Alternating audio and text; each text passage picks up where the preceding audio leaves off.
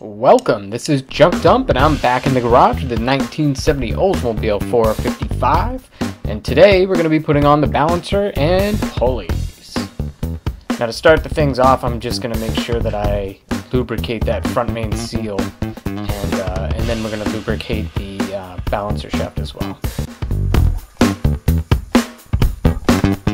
Now I'm going to grab the balancer and just start it by hand there and just leave it on the shaft. Now I'm going to set up my balancer installation tool, and then we're going to drive that home. And remember, you don't have to slam that in there real hard. It's held in place by the main crankshaft bolt. So all you have to do is get it into place.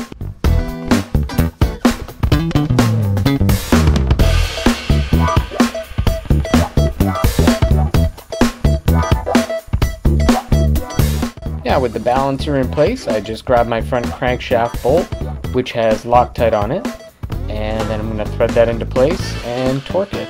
The torque spec on those is usually quite significant. I think this one is 160 foot-pounds, but always check.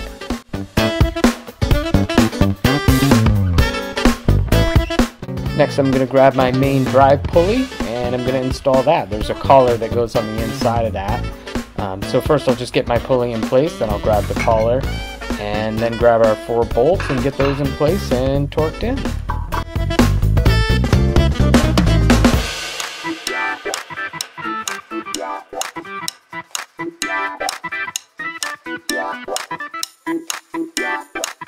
Next I grab the driven pulley, or some people call it the water pump pulley.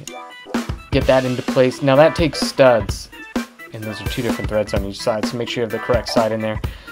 With studs, you just want to put these in by hand and don't crank them into place.